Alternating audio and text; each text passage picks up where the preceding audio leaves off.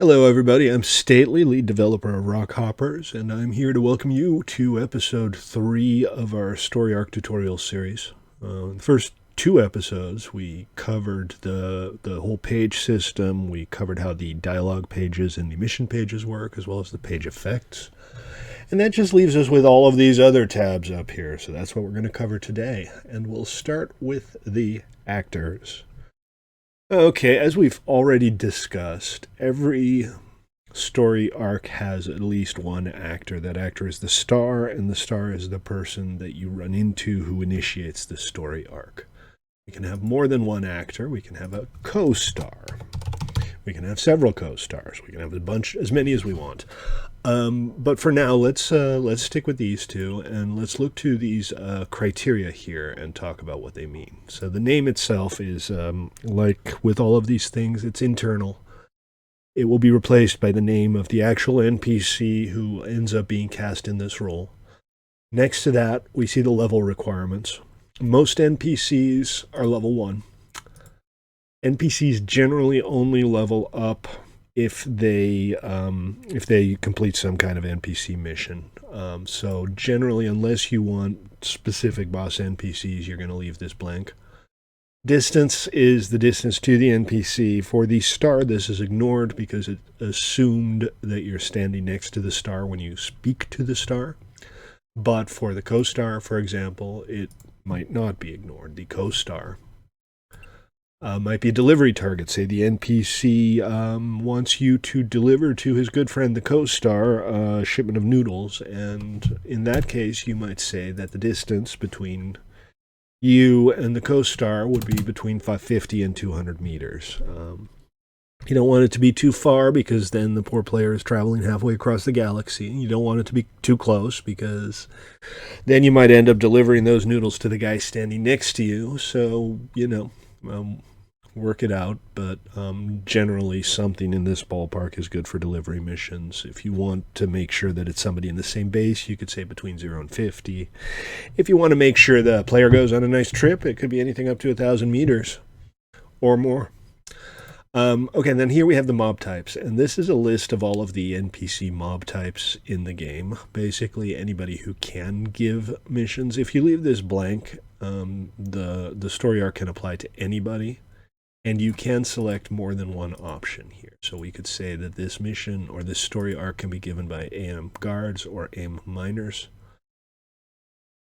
And we can clear that out, and it would be given by anybody. Under here, we have the factions. Generally, you won't need to use both of these, but you'll want to use one or the other to narrow it down unless it's a very generic Hello Hopper kind of story arc. And that's the easy stuff. Here's the criteria list. Every NPC can have a list of criteria. There can be up to 6. And these criteria basically more details on the type of NPC you want to fulfill this role. These values up here are numerical. Personal standing and faction standing are on a scale with a neutral point of 0. In the case of faction standing, minus 25 means the faction is hostile, and plus 25 means the faction treats you as one of its own. Personal standing is kind of the same, but it's on an individual level. These values go up and down based in part on your behavior, but also in part based on your bonuses for doing other missions. So if you were to say that, say your personal standing with the star has to be above 5, what you're really saying is that the star has to have given you a few other story arcs that gave personal standing as a reward. This allows you to sequence these stories in a way that makes sense from a narrative perspective. It can also be less than 5. If you want a personal standing of less than 5, you would click the bigger than symbol, and it turns into a smaller than symbol. And this is you saying, I only want this mission to be given by an NPC who doesn't know our player very well. Hunger and care need are on a scale of 0 to 100, and they basically represent how hungry and how sick the NPC is. Now, underneath that, we have some booleans here, some true or false options that are generally not used for normal story arcs. But for overrides where the NPC says, I can't talk if there's no air here, or I'm sleeping, go away. But you can use these for specific purposes if you want to. Down here, though, working is one you definitely can use. There are a lot of situations where you say, go talk to the mercenary captain, and he's happy to give you a mission. But if you catch him relaxing with his family in the evening, he might be less eager to speak with you, so you could have a working requirement. If we go down a little bit farther, here's some more internal stuff. Player employed means that you've already recruited this NPC. This can be useful for things like changing the dialogue a little bit. Instead of hello rock hopper, it could say hello boss, and you could have a different mission with the player employed requirement. Then underneath that, we have the needs. And these are ways of creating simple but personal story arcs for NPCs. An NPC could tell you that they need a pair of gloves or a hat or a pair of boots. All of these needs for clothing are simply true if the NPC does not have that thing, and any addition of that thing, right? So any pair of gloves, the NPC doesn't need gloves. And at the bottom, we have a few regarding tools: weapon, rock breaker, repair tool, and botany tool. The NPC only needs these if the NPC has a skill that uses them. So if the NPC has a guard skill and doesn't have a weapon, needs weapon will be true. If the NPC is a miner and doesn't have a rock breaker, needs rock breaker will be true. But if he's not a miner, he doesn't need a rock breaker. And that is the short summary of the actor selection panel. In a lot of cases, you'll only have the one actor, but you can make interesting story arcs by having an actor send you to a mission location, get a doodad, and then deliver it to somebody else. And you can move the story along that way, and you can also move the players to other places that way, which keeps things interesting. Okay, so that's the actors. Let's move on to the sets. And sets are locations. Locations that you get sent to perform a mission. We talked about the missions in the previous tutorial, so I won't go into too much detail, but the point here is that you can reuse the same set multiple times. So if you choose a location for your mission, and you say, okay, first of all, I want you to go have a look around and see if you can find the data port, and then the player comes back, finds the data port, the NPC says, great, we have everything we need, now go back to that same location and kill everybody. You use just the one location. And we have some requirements here as well. Again, the location, the set name here is internal. It'll be replaced with the actual name of the location when the game selects the actual location. Mission type IDs line up with the mission markers. And if you need a quick reference on that, go look at the missions episode on the prefab building tutorial series. But the short and the long of it is there are multiple different types of mission markers. When you build a prefab, you put down one or more mission markers. Say you put a prefab that says this is an aim mission, so you put down an aim mission marker, and then here on the location you say this prefab, the one that fills in this role, has to have that aim mission marker. Prefab name is a partial match with the friendly name, and this allows you to have a mission go to a specific location, not a specific type of location, but a specific location. So if you want to do an intricate story where your NPC is sending you to a place where you know where everything is and you know exactly how everything is laid out, you can use a specific location type here, and it'll select one of the available ones. All locations have a level between 1 and 10. It's on a sliding scale, and lower level locations are far more common than high level locations. There are 10 level 1 locations for every 1 level 10 location. So what that means is you can set the difficulty of the mission. I set the difficulty to 1, it's an easy mission. I set the difficulty to 10, it's a hard mission. Leaving this empty means that any location can qualify regardless of its difficulty level. Distance, pretty straightforward. One thing to bear in mind, though, is that if you use high-level mission locations, say you send your NPC out to a level 10 mission location and it has to be within 200-meter distance, fairly good chance there will be no locations that match that requirement, because in any given world, there's only ever going to be a handful of, say, level 10 mission locations. So if you're creating a story arc and it's not triggering, it's probably because it can't find a valid mission location. In that case, clear the distance field, make sure it works, and then tweak it to a more viable level. I mean, I understand that you don't want your players to have to fly for half an hour, or whatever it is to get to the mission location, and it's fine if an arc is not applicable to a specific person, to a specific NPC, simply because they're too far away from a valid mission location. It just means that somebody else will end up giving the players that mission eventually. So the locations are pretty simple. Let's move on to the items. Now, we have a couple of items here, and we've gone over them real quick. These are very simple items. We have the fetch item, where the player says, get me some noodles. So it's a base item 1. The item type is noodles. A reward item, 5 credits. Very simple. But let's go ahead and make a less simple item, complex item, and we'll show some of the other options here. So for one, we can do a fetch everything or a fetch one thing quest item, in which case we select multiple items. And we can select, say, boot, and another boot. And this, well, I've only selected 2 here, obviously, but I could select every type of boot, and this could be the quest item for a fetch 1 mission where the NPC asks, please bring me some boots. So you don't want to have the NPC say, please bring me brown civilian boots. You say, please bring me any boots. And to resolve that, what you do is you use a fetch any mission. And this allows you to require any one item off of a list or one of every item on a list. So you can also do a mission where the NPC says, please bring me a vac suit and a vac suit helmet. It's always one item. So any multiple item template requires one item, one vac suit helmet and one vac suit, or one pair of any boots, for example.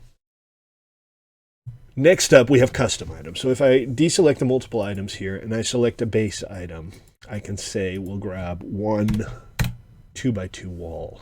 We have the option to give that item a custom name. A wall might not be the most appropriate item to give a custom name, but I'm showing the wall here because some custom items, even if they don't have a custom name, have custom fields. So in this case, I could make a wall with a 100% durability bonus.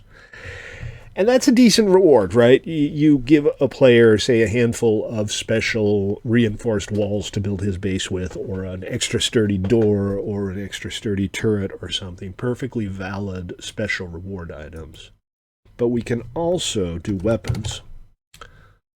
And the weapons have a lot more in the way of customization options. Any firearm can have any of these set, and all these values are in percent bonus or penalty. So the default value is 0, means there's no damage bonus, no damage penalty. But if, for example, I wanted to give the player a shotgun, and I want to call it Star Special Shotgun, that name will show up on the mouse overs, and it will be visible to the players. And I want the special shotgun to do 25% more damage, but it has 10% less range. So I would create the item like this. That's a reward item. And the player can get this as a reward for fulfilling a mission. Now, don't use complex items like this as fetch targets, because there's no real way of getting an exact item that matches these requirements, particularly with the name. Stick to reward items for the special item types. The other and last type of special object we have is clothing. And clothing allows us to do similar things as we do with the weapons, but also more customization options. So this could be, say, Star's brown boots. And Star's brown boots can provide you armor.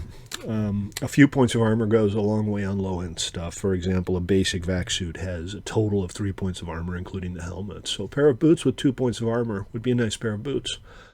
And this is in addition to the default value. Pockets adds inventory slots.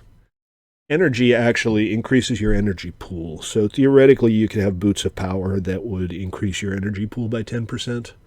And then there's the speed bonus, both on the ground and in the air. And these, again, 0% is the default. So if I were to fill in 10 here, a player wearing these boots would go 10% faster on the ground than he would without the boots.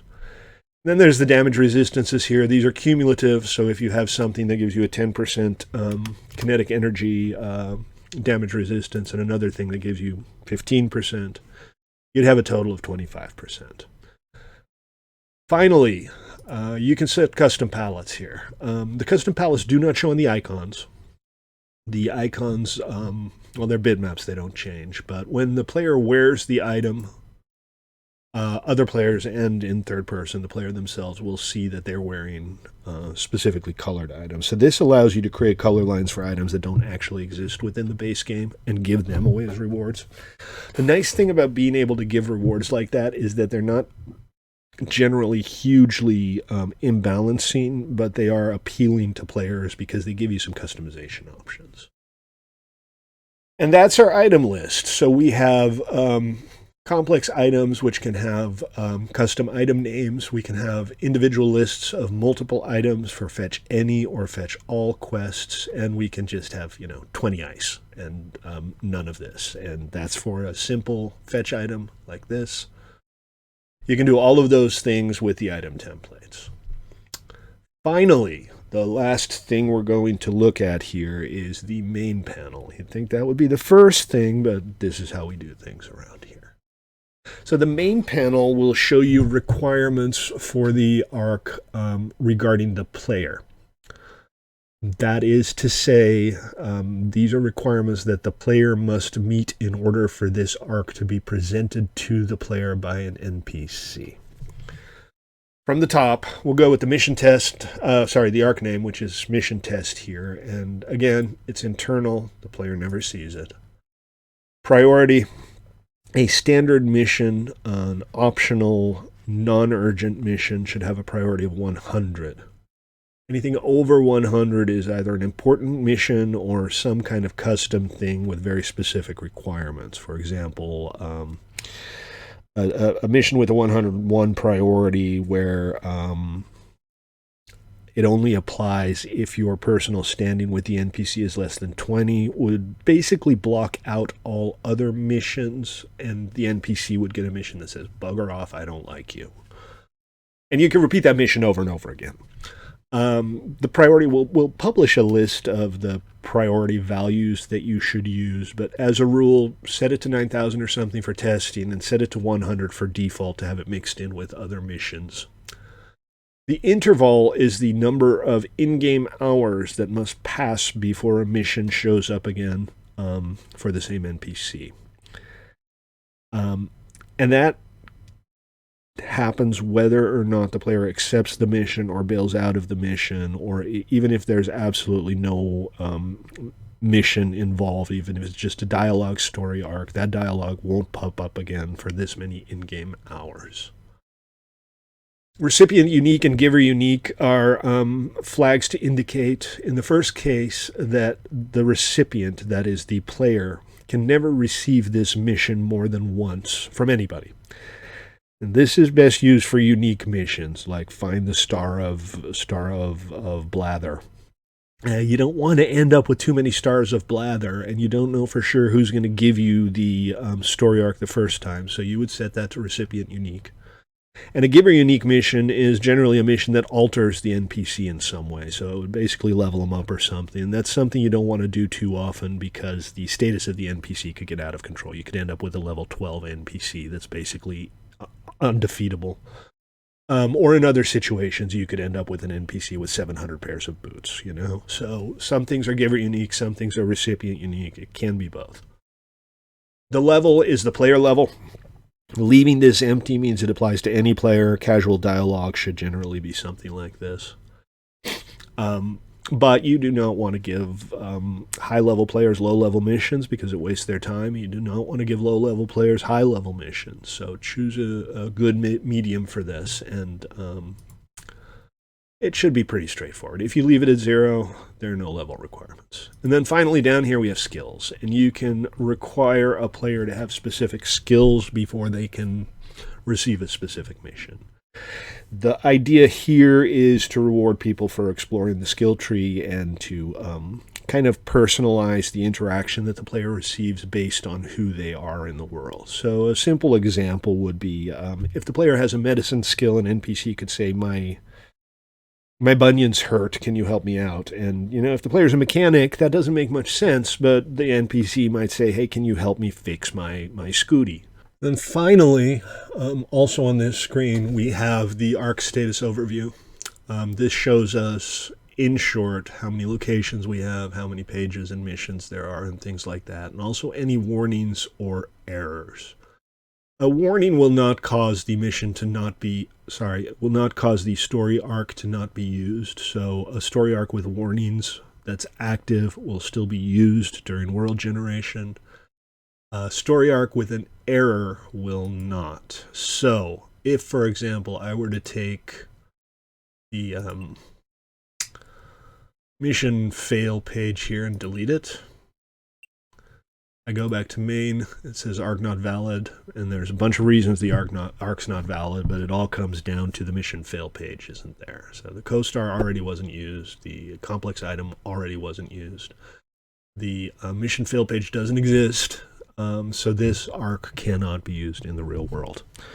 And that's it. That is the summary of all of the tabs in the story arc editor that are not the Pages tab.